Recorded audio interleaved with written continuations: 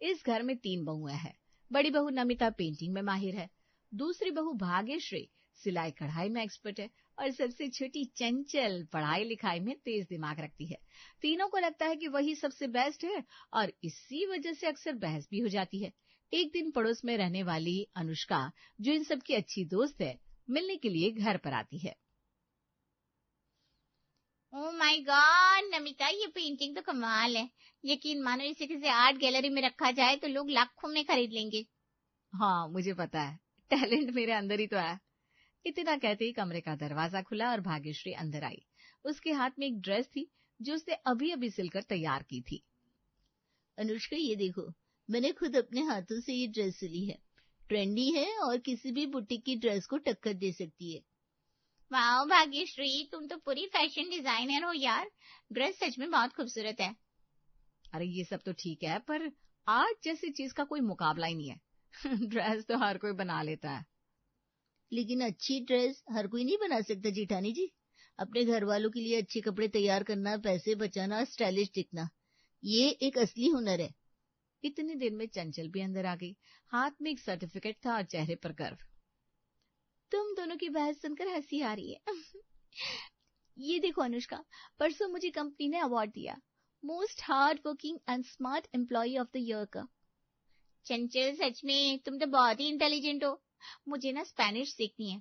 कुछ महीनों के बाद पति के साथ स्पेन जाने का प्लान है मेरा। तो मुझे सिखाओगी क्या? तुम्हें तो स्पेनिश अच्छे से आती होगी ना?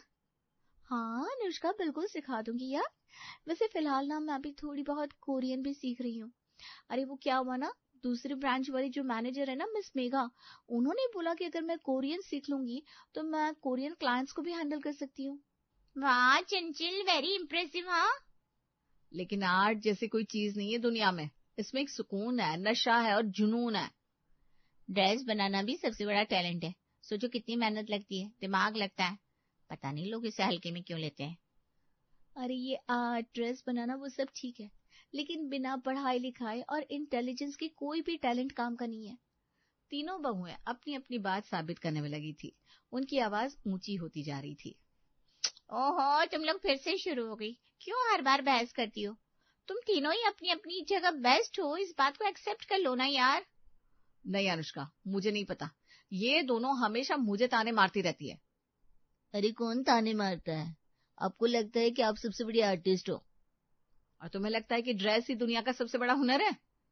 अनुष्का बीच में पड़ने की कोशिश कर रही थी, मगर तीनों बहुओं का झगड़ा रुकने का नाम नहीं ले पा रहा था। ठीक है, अब बहुत हो गया। मैं तुम सबके लिए कॉफी बनाकर लाती हूँ, मूड थोड़ा हल्का हो जाएगा। अरे नहीं, मेहमान से कॉफी बनवाना अच्छा नहीं लगता। अरे यार, मैं कब से यहाँ की मेहमान बन गई? हाँ देखा अनुष्का, जेठानी जी तुम्हें मेहमान समझती है। अरे भाग्यश्री, तुम भी ना छोटी छोटी बातों को इतना बड़ा बना देती हो। तुम लोग चिल करो यार, मैं भी कॉफी बनाकर लाती हूँ। तीनों फिर से एक दूसरे को ताने मारने लगी। अनुष्का ने हार मान ली और रसोई की तरफ बढ़ गई। इधर दूसरे कमरे में सास करिश्मा लेटी हुई थी। उनकी आंखें बंद थी, पर उनके कान तीनों बहुओं की हर बात सुन रहे थे। ये लड़कियां कभी नहीं बदलेगी, हर एक को लगता है वही सबसे बेस्ट है। उधर कॉफी की खुशबू पूरे घर में फैल गई, पर बहुओं के बीच की खटास वैसी ही बनी रही। तभी अनुष्का कॉफी बनाकर लाई और सबने कॉफी पी। करिश्मा ने आंखें खोली, गहरी सांस ली और धीरे से बुदबुदाई, कभी तो शांति मिले इस घर में। कुछ दिन बाद भाग्यश्री के बेटे सुमित का जन्मदिन था। पूरे परिवार ने तय किया कि इस बार घर पर नहीं बल्कि बाहर रेस्टोरेंट में ही सेलिब्रेट करेंगे। सब लोग अच्छे से तैयार होकर रेस्टोरेंट पहुंच गए।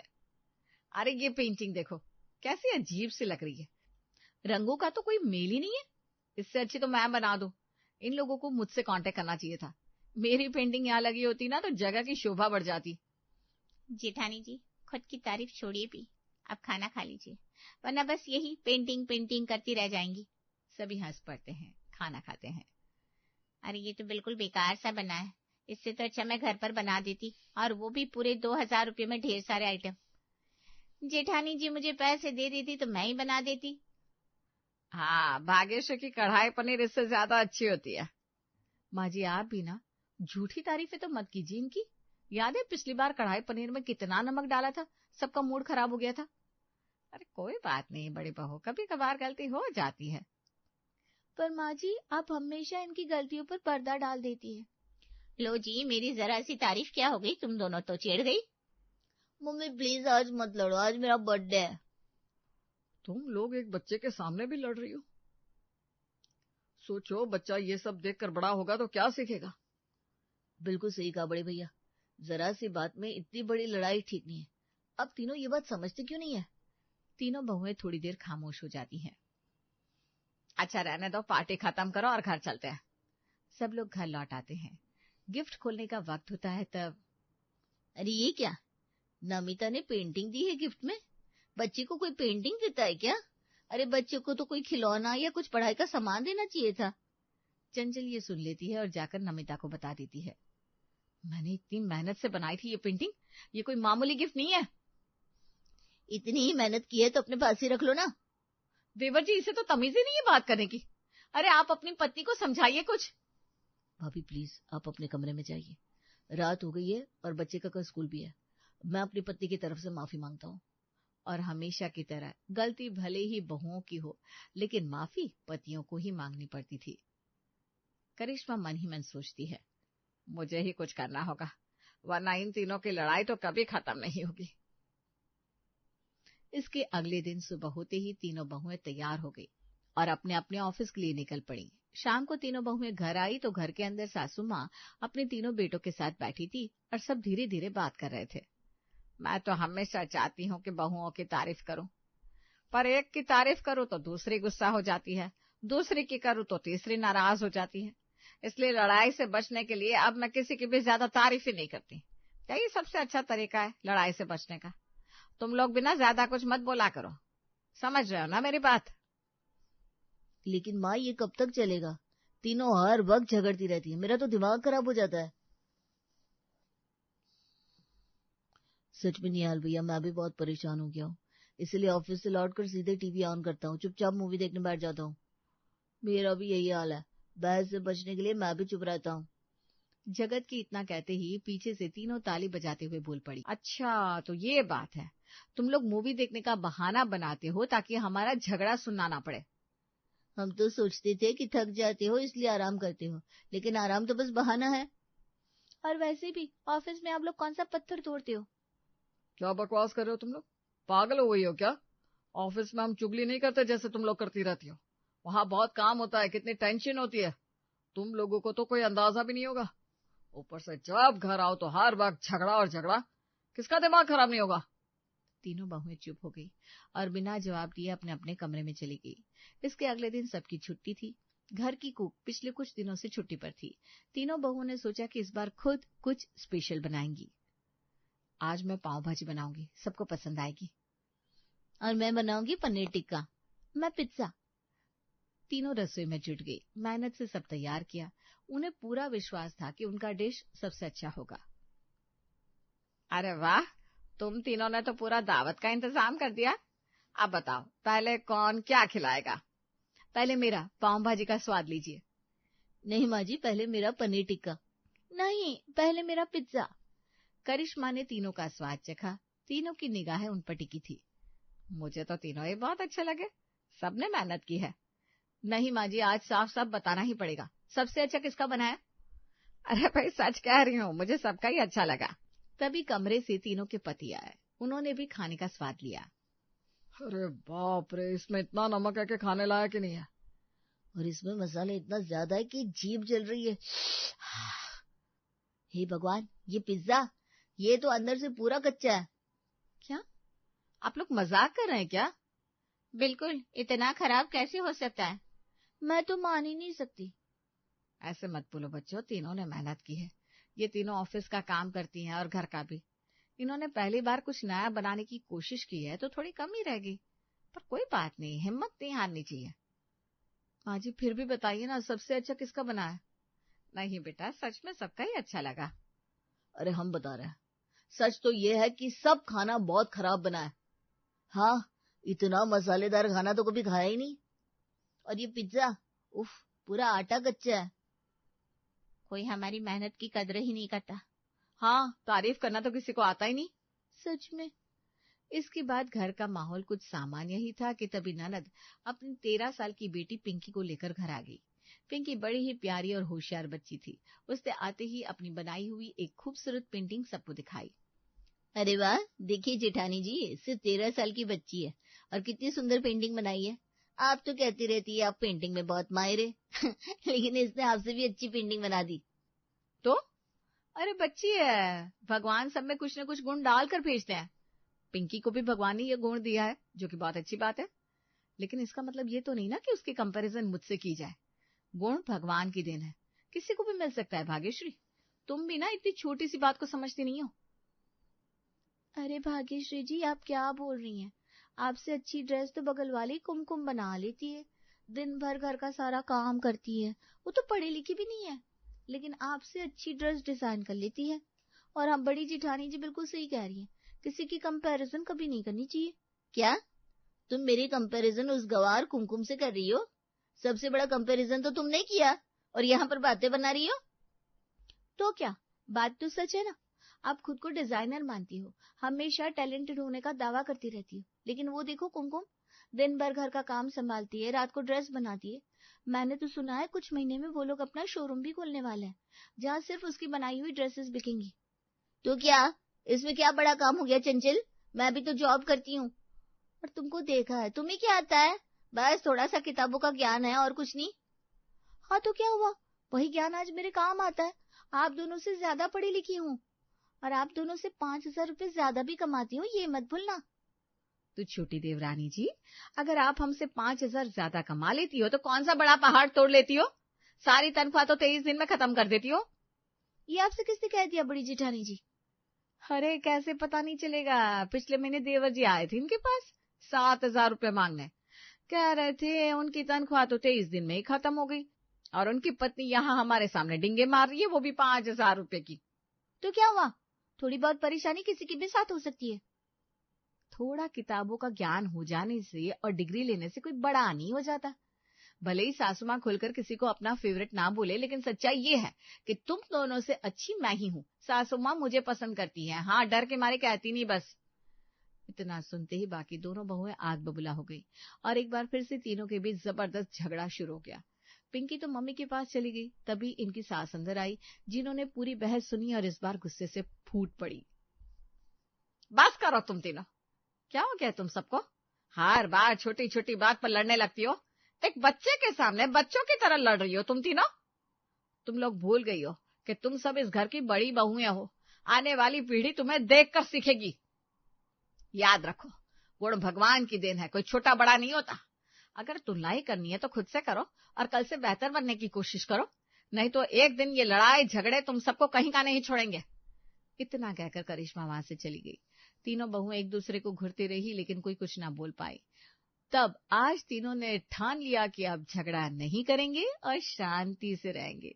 इसलिए कुछ दिनों तक तो घर का माहौल बदल गया था। कोई बहस नहीं, कोई तू मैं नहीं होती थी।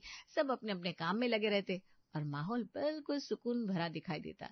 लेकिन बहुओं का मन तो अपनी सासू माँ करिश्मा को इम्प्रेस करने का ही सोच रहा था। माँ जी, मैंने आपकी ड्राइंग रूम की दीवार पर नई पेंटिंग बनाई है, देखिए ना कितनी मॉडर्न स्टाइल में है। वाह नमिता, सच कहूं तो तुमने तो कमरे की रौनक ही बदल दी।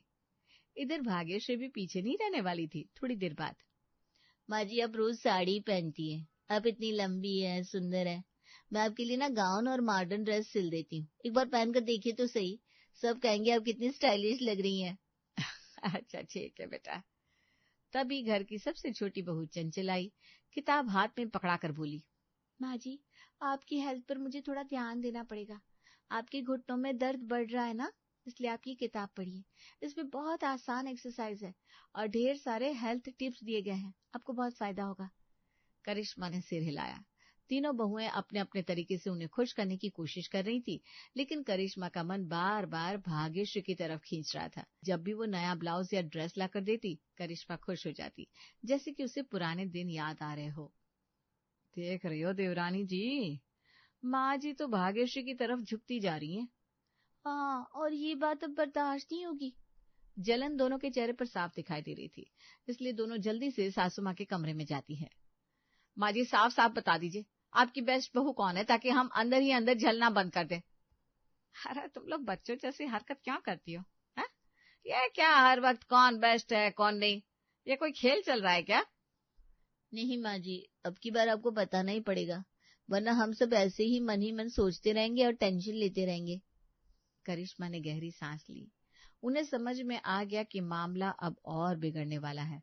तभी वो सोचने लगी कि अब क्या किया जाए। तभी इन तीनों को उनके बॉस का एक एक करके कॉल आता है और सास ये देखती है कि ये लोग अपने बॉस से कितना डरती हैं। बस यही सही मौका है।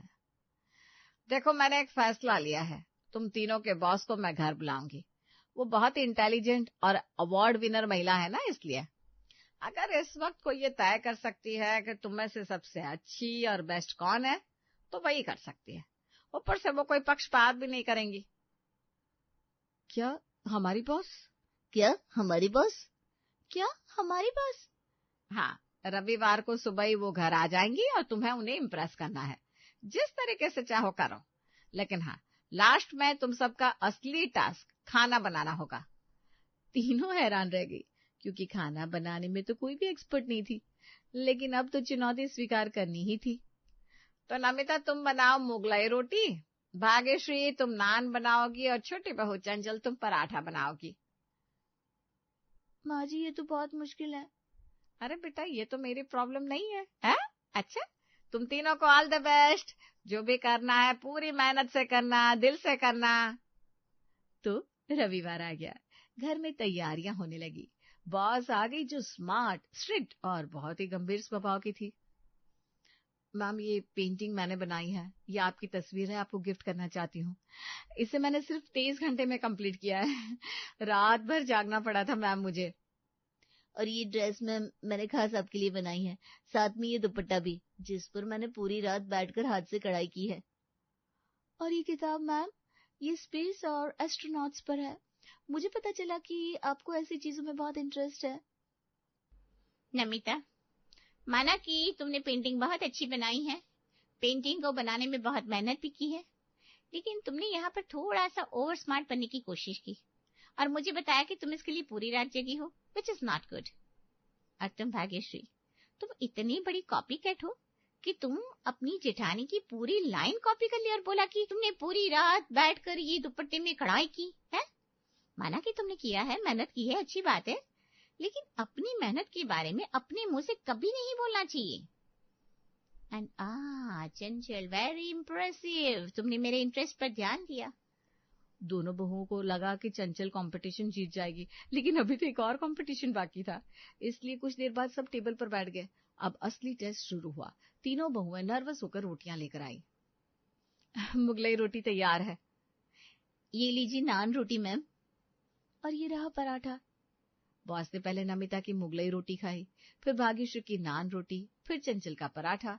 इस दौरान इन तीनों की निगाहें सिर्फ अपने बॉस के चेहरे पर टिकी रही। तो बताइए किसकी कुकिंग सबसे अच्छी लगी? सच कहूँ तो तुम तीनों का खाना बिल्कुल ठीक ठाक है, ना बहुत अच्छा ना बहुत बुरा। मानती हूँ कि तुम लोग ऑफिस वर्क में बेहद टैलेंटेड हो, हार्ड वर्किंग हो, लेकिन खाना बनाना तुम्हारा स्ट्रांग पॉइंट नहीं है, इसलिए मैं किसी को भी बेस्ट नहीं कह सकती। तुम तीनों बराबर ही हो और तुलना करना सही नहीं है। तीनों बहुओं के चेहरे उतर गए, जोश ठंडा पड़ गया। अरे इतनी मेहनत की और आखिर में ये रिजल्ट मिला। सच में हम तीनों कोई तोप नहीं है। हाँ जेठानी जी, सबको इम्प्रेस करने के चक्कर में हमारी ही हालत खराब होगी ऊपर से। सच कह रही हूँ, मैं भी थक गई हूँ। सास करिश्मा चुपचाप सब देख रही थी। उन्होंने सोचा शायद यही सबक इन तीनों को चाहिए था।